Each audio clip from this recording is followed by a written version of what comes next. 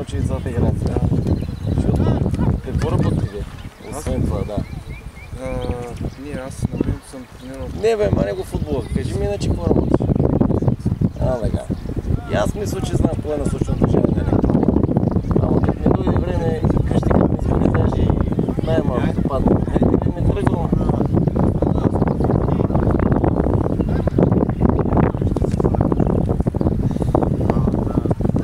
Какво каза охраната? Може ли да дойдете до мене горе? Може ли да дойдете до мене горе?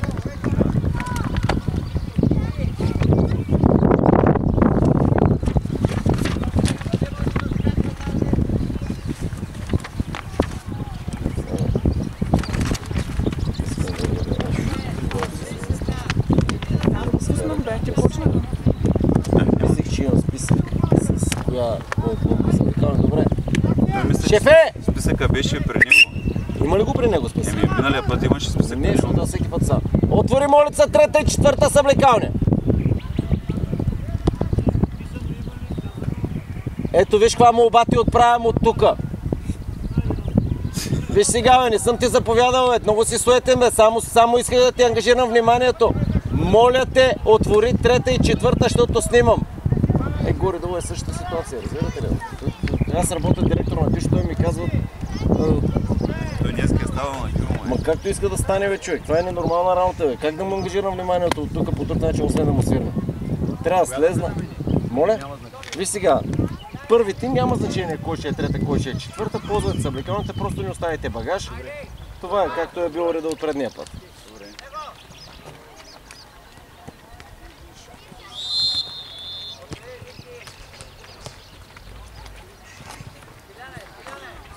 Радо!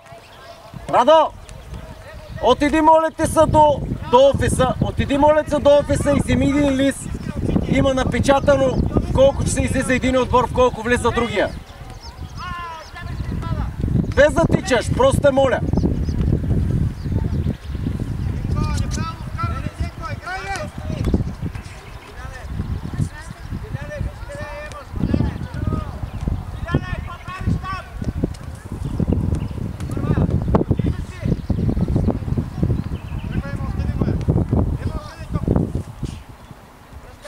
Исках да ви кажа, че сигурно и аз имам някакви бегли познания. И аз знам кога има късо. И аз сигурно като ме разтресе тук няма проблем. Нека се чуе на записа, няма проблем. Правете си анализите, но пак казвам, вие не знаете свободна покрита топка. Не знаете кога трябва да скъси, кога трябва да отстъпи. Убеден съм. Затова си мисля, че може да им се радвате на децата. То очевадно, когато правят хубави неща. Но ето, примерно, сега в случая трябваше ли тето да излезне или не трябваше? Разбирате ли? Мисля, че трябва да дискутираме поне много време в кой момент излизаме на топката, в кой си не очакваме, в кой вървим напред, в кой отстъпваме назад. Бих се радвал, примерно, ако сядате с треньора и той казва, я този момент не продаваш, я този момент не продаваш. Пак си мисля, че тук има повече работа, Александър Филипов. Аз работя на видео. Иначе страхотно това, което правите. Да си имате хайлайтс на всеки матч, да си проследите развитието на децата, да се види кой е живичък, да се види кой е с голям коефициент на полезно действие, участва много и помага за успехите на отбора. Но думата анализ просто не дойде в повече.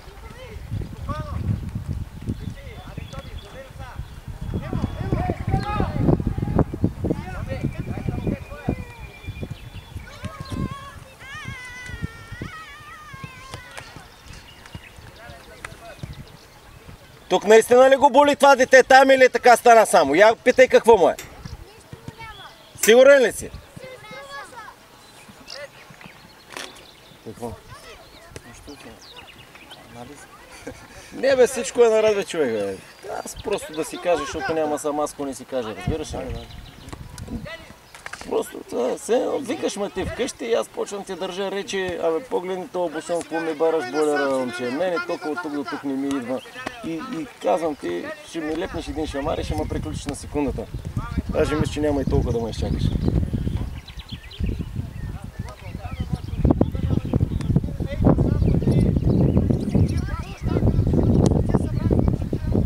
Иначе, нещо е концерта на детето е снимам. Детето ми пей, аз хода и си го снимам. Но Бога ми, никога не съм съм му казал, тук е фалшив тона, тук е истински тона, тук трябва да забавиш, тук трябва да забързаш. Не, че не чувам, но не могат да му обясна как да промени темпото, разбираш ли? Това става в тренировъчния процес, нали, там където с учителката се учи. Иначе винаги знам кога се е представил добре, кога се е представил лошо и той като се види на видеото, преценява за себе си. Смеши ги или е окей.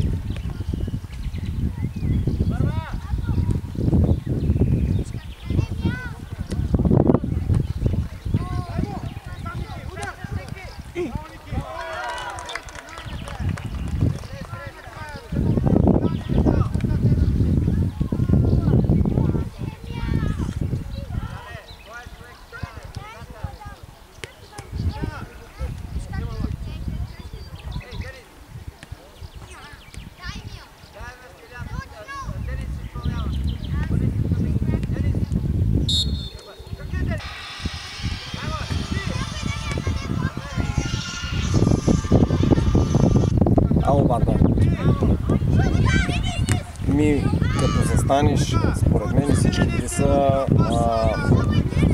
няма го някъде. В смисъл, като отвориш компютъра, като влезеш в график, на график има седмица и принтира едно, да. Просто мислех, че няма значение какво съм мислил. Без значение какво съм мислил. Това е.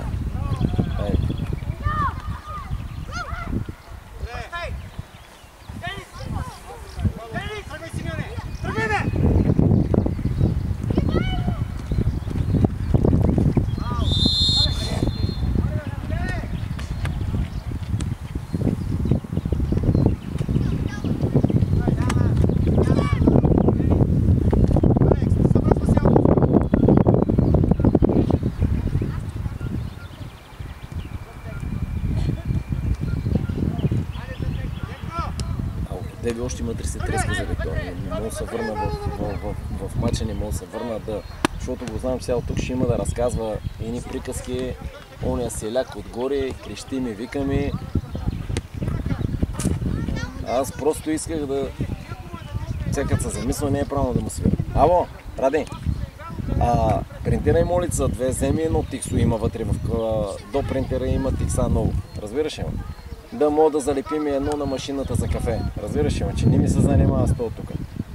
Разбираш ли, едното да остане при него, а другото да го залепи на машината, за да могат колегите да гледат. Просто всеки път, когато ме няма, примерно в неделя, защото аз нямам идея, както и да е, когато ме няма, та моля да има залепено на машината сутрин преди мачовете.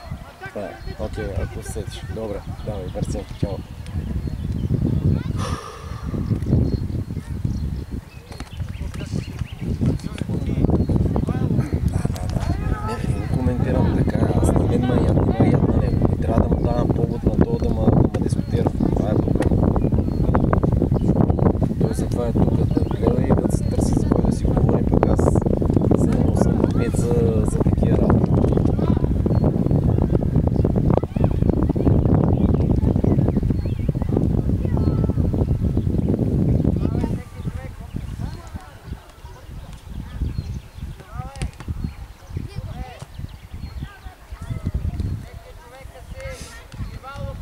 Ей сега, примерно, по-ъгов удар.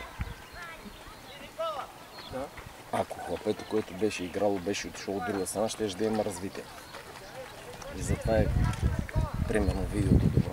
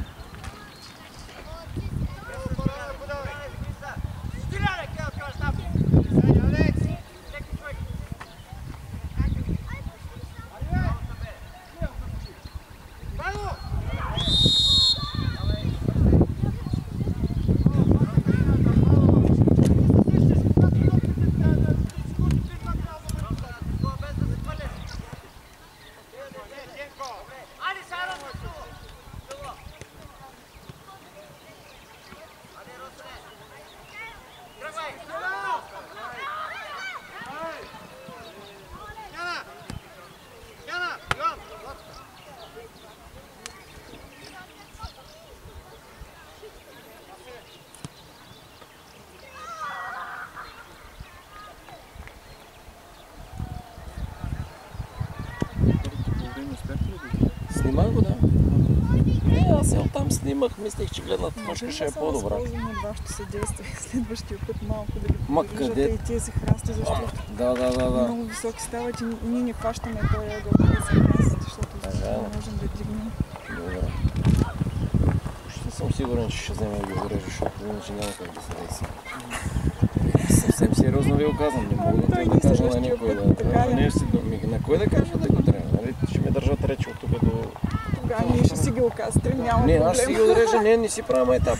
Аз и без това всеки ден тренирам нещо за себе си, не ми пречи да го направя, защото сега има европейско, шефовете, виж, даже не са успели да го начертаят. Това не е защото не работят, просто има да речем 10 души работи, които не са подготвени да посрещат европейско. Сигурно щеше да е отсекано, ако нямаше европейско, разбирате ли? Да. А пък ако сега по време на европейското тръгнем да сечем дървета, има то да косат, долния да косат, да правят ония на локомотив новия, да поддържат. И наистина трябва аз да си направя сметката до каква степен мога да искам, кога да искам. Затова ми е по-лесно да взема един трион и да го отрежа. Да ги отрежем, стига да не ни направят Така, това не е ваша работа. Охраната. Затова ви казвам, че аз обещавам, че ще ги отрежа. Ще ни